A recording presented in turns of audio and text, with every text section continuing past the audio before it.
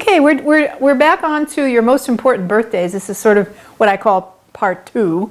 And I left part 1 at you were in pretty much year 60, and that you had reached midpoint of life at 60, and that we would continue on, and the blueprint is 120. So we want to start thinking that long age, and most people don't even consider it. They can't even fathom themselves at 90 because what I'd say our role models for 90 are very few, and they're very frail.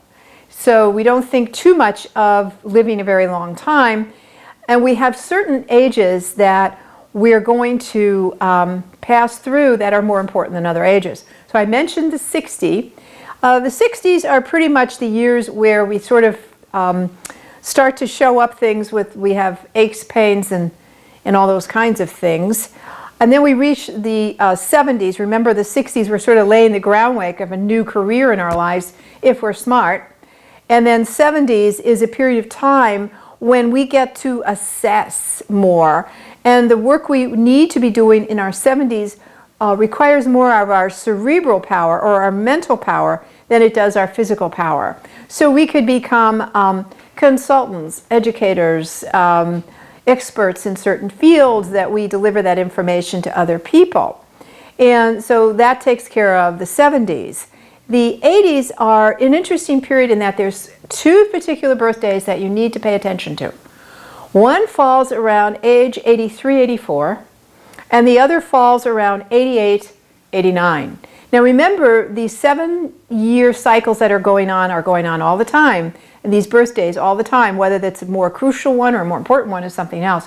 Remember, each time we pass one of these 7-year cycles, beginning at age 7, we are downloading everything we're learning. So we're constantly learning and saving everything we learn every 7 years. So we always have a complete backup. We're always in the cloud. We always have a backup on our lives. Now, by the time we get to 83, 84, we now are in a period of do you want to leave or do you want to stay? So you find, if you read obituaries, you find a lot of people exiting out around 83, 84, and again at 88, 89. So these are very key birthdays, and many times people will say, I don't want to stay, it's not worth it, or that passage comes on and they just sort of breeze through it. But you'll find many times that a lot of people check out. It's an end of a couple of different cycles coming together, so that's a key birthday in there as well.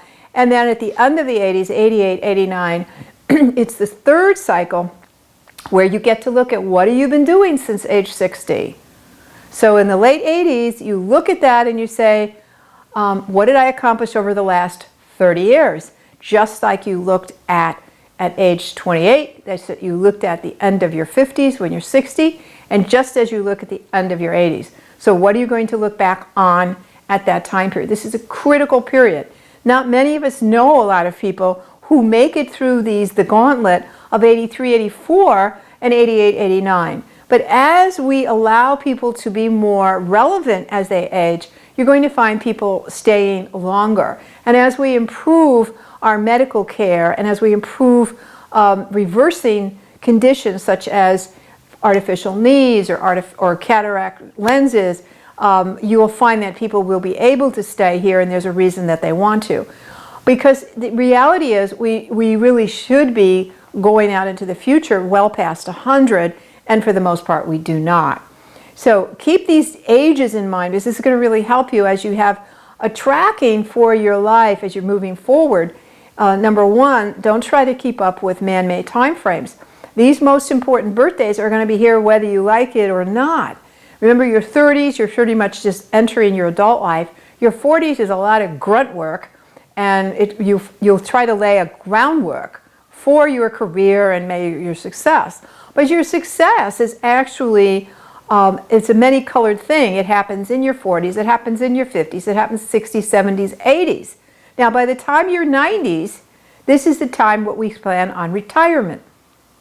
So we plan on retirement at 90s.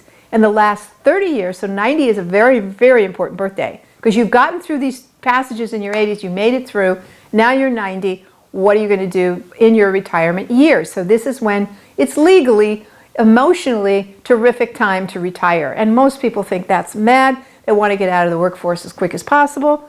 They, they can't even imagine staying till 70, but eventually retirement will go away. That's at least another generation, but it's going away now as the economy settles in, so you can't retire.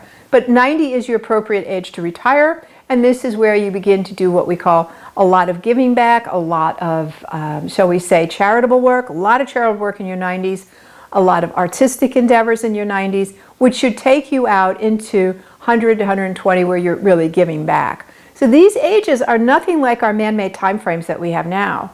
As I said, there's very few people who have experience working with many 100-year-olds that are relevant, going out in the world, living in their own places, and being able to maintain and care for themselves. But once we set up a time when we decide what age do you really want to leave, it will set up a different time frame than what age do you really want to retire. So give it some thought, and again, thank you for watching and listening.